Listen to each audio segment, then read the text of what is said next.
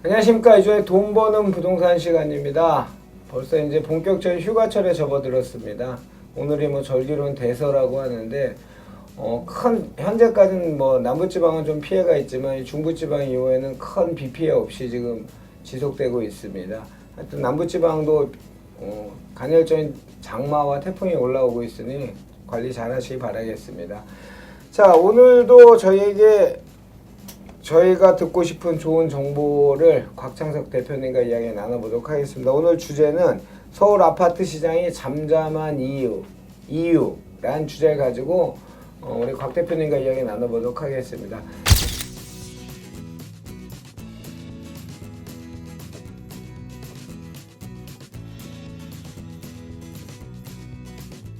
서울 아파트 시장이 잠잠한 이유라는 주제를 가지고 우리 곽 대표님과 이야기 나눠보도록 하겠습니다. 주식회사 도시아공간 곽창석 대표님입니다. 안녕하십니까? 예, 안녕하세요. 네, 안녕하세요. 예.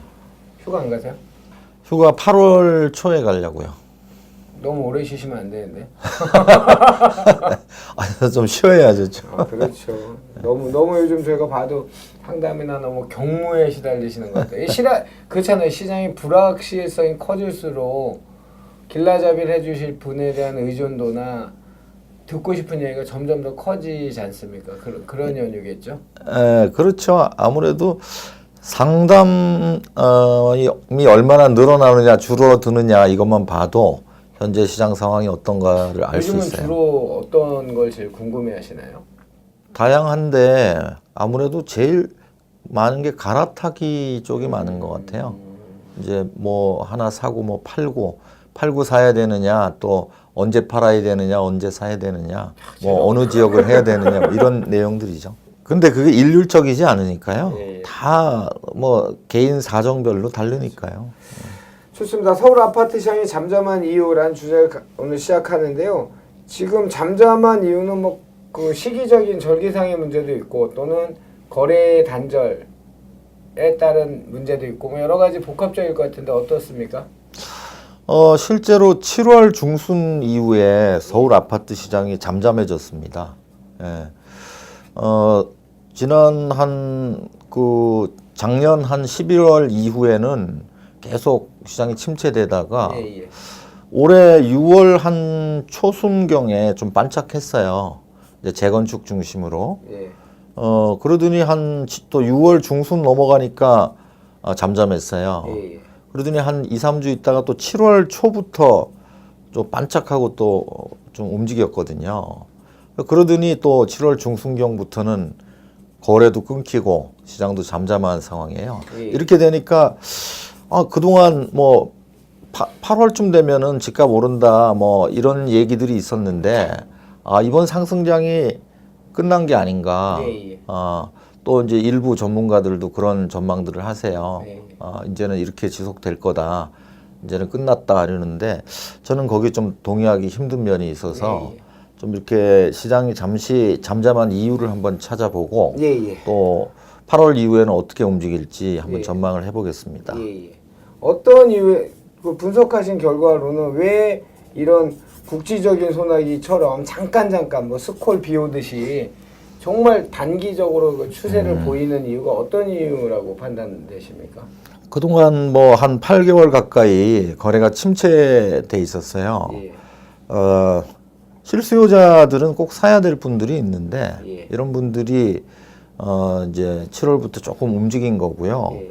또 6월 달에 움직인 거는 아무래도 재건축 중심이었어요. 예. 이제 시장 구조가 뭐 매물이 많거나 뭐 살 사람이 많고 이런 시장 구조가 아니고 예.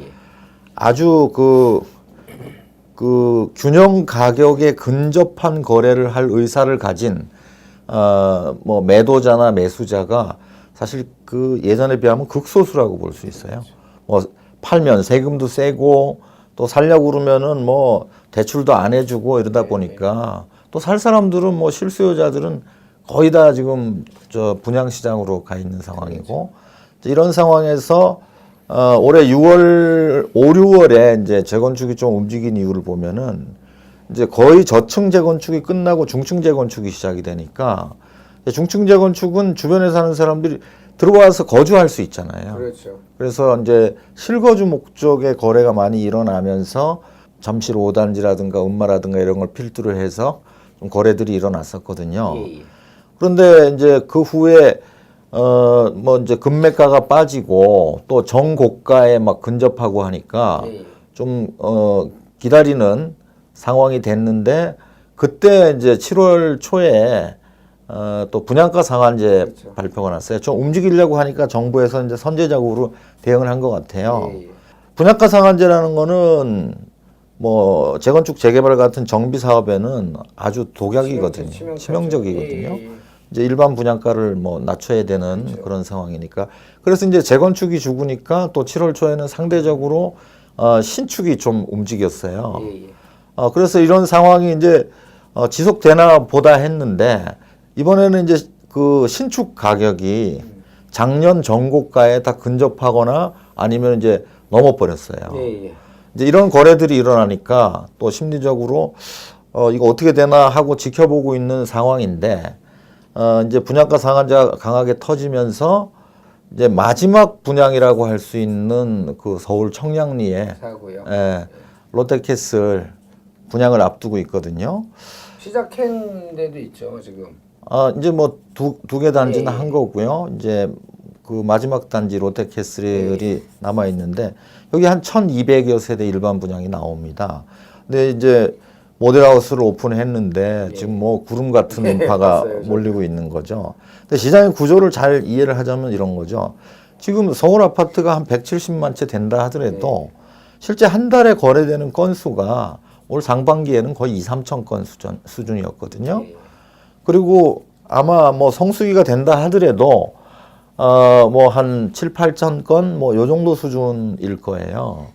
그런데 이 청량리 롯데캐슬에 아마 청약으로 들어가실 분들이 예. 추상컨대는 서울 통장에 한 5만 개는 들어가지 않을까 싶어요. 음. 지금은 이제 청약 시장도 바뀌어가지고 이 뭐 돈 없는 사람들은 청약을 할 수가 없게 된 거예요. 이제 자금이 있는 말하자면 집을 구매할 수 있는 그래서 올 그 이사철에 집을 구매할 의사를 갖고 있었던 분들이 일단 그러면은 청량리를 한번 넣어보고 예, 예. 떨어지면 또 요즘에 그 무주택자들이 줍줍할 수 있거든요. 이제 그 규정이 바뀌어가지고 무주택자로 또 바뀌었죠. 아무나 예. 그 줍줍할 수 예. 없도록 했기 때문에 무주택자들한테 기회 폭이 넓어진 그러니까 거예요. 현금 보유를 한 무주택자니까 그죠? 예. 거기다가 분양가 상한제 실시해 준다니까 무주택자들이 그래? 보통 우리가 어떤 뭐 제도가 나오면은 그런 제도가 확정되기 전까지 의사결정을 잘 안 해요. 그렇죠. 분양가 상한제를 한다고만 얘기했는데 어떤 형태로 할지 구체안이 나오지 않았거든요. 그럼 무주택자들은 또 기다릴 수뿐이 없어요. 그래서 이제 예상을 해본다면은 이런 상황에서도 뭐 말하자면 이런 상황이라는 게 이런 시장 내부적인 상황 예, 예. 플러스 또 요즘 뭐 일본과 뭐 무역 마찰이라든가 또 IMF 위기 같은 게 다시 온다 이런 이제 불안감들이 있거든요. 이런 상황에도 불구하고 아주 소수의 거래가 시장을 움직이는 이 인화성이 강한 시장입니다. 그래서 예측컨대는 이럼에도 불구하고 청량리가 끝나는 시점 예, 예. 아마 이거 보니까 그 7월 6, 7일이 1순위 청약인 것 같아요 보니까. 그러면 이제 끝나는 게 당첨자 발표가 8월 뭐 초쯤 될 거고요. 그 다음에 이제 무순위 청약으로 가는 그게 끝나면은 한 뭐 8월 중순경 될 것 같아요. 그때가 또 휴가철도 거의 끝나가는 때거든요.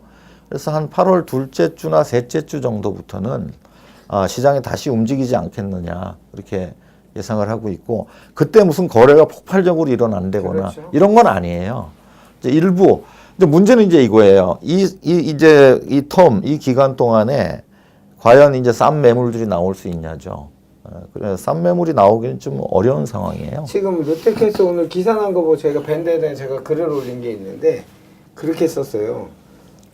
우리가 흔히 이제 과거에 부동산의 영화를 얘기할 때 그때 강남 땅값이 얼마였고 강남 집값이 얼마였고 또는 그때 들어갔어야 되는데 또는 그때는 내가 먹고 살 돈도 없어 못 들어갔어 라고 이렇게 늘 만 가지 이유를 대잖아요. 시장 참여를 못 하신 분들은. 근데 이제 제가 그 밴드 올린 거 그대로 이제 말씀을 해요. 조금 추상적이긴 한데 시간을 좀 빨리 돌려서 앞으로 5년 뒤에 2024년 정도 됐을 때 지금의 시장에 그러니까 시장 참여자라는 건 저는 이제 쓴 글에서는 무주택자, 실수요자, 투자자 다 포함해서 그냥 막연 추상적으로 쓴 거고 5년 뒤에 그때도 이런저런 이유 때문에 시장을 미참여하실 것인지 또는 이러저러한 이유가 있지만 거대한 시장의 메커니즘, 시장의 힘을 믿고 참여하실 건지 우리의 몫입니다 라는 글을 오늘 아침에 안 그래도 올렸었거든요.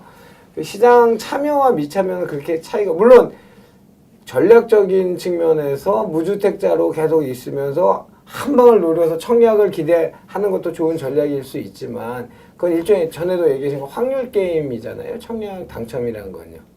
그 뭐 경험칙으로 보면은 그 얘기 이렇게 경험칙이 제일 중요합니다.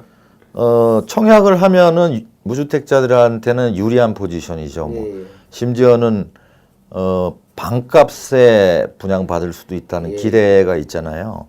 그런데 만약 이 공급하는 주체가 뭐 정부에서 모든 걸 공급한다면 그런 일이 이루어질 수 있지만은 어차피 공급 주체도 뭐 정비사업조합이나 뭐 건설사나 이렇게 되는 거잖아요. 85%가 민간에서 공급하잖아요. 그건 민간에서 공급하면 그렇게 쉽게 기회가 주어지지 않는다는 거예요. 나한테 그렇게 반값으로 만만하게 주도록 시장에 내버려 두지 않는다는 거. 그래서 그런 기회를 잡는 사람들은 의외로 소수입니다. 예. 제가 볼 때는 한 10분의 1 정도만 성공하고 나머지 10분의 9는 실패하게 되거든요. 근데 내가 성공할지 실패할지를 아직 모르잖아요. 예. 그러니까 일단 해보는 거죠. 그렇죠. 그러다 또 시간이 경과되고 또 후회를 하게 되고.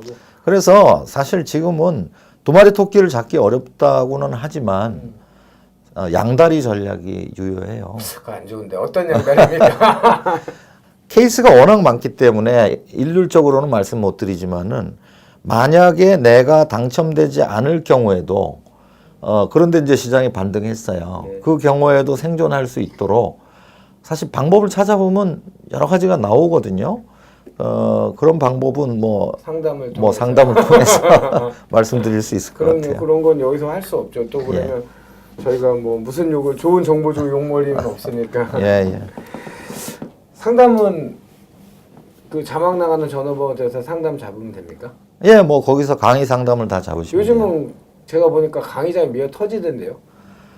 그렇죠. 조금 이제 반등한 워낙 8개월간 침체돼 있었으니까 맞습니다. 좀 많이 오시죠. 자, 저는 아까도 말씀드린 것처럼 5년 뒤 태엽을 돌려서 2024년도를 보면서 얘기하는 이런 부분들이 바로 부동산 시장, 작게는 주택 시장의 인사이트라고 생각합니다. 이런 인사이트를 줄 수 있는 분을 전문가를 저희 돈 버는 부동산에서 이렇게 매주 촬영할 수 있다는 거는 또 저 또한 굉장히 보람되고 복된 일인 것 같습니다. 자, 오늘도 저희에게 좋은 정보 주신 분은 주식회사 도시원관 곽창석 대표님이셨습니다. 감사했습니다.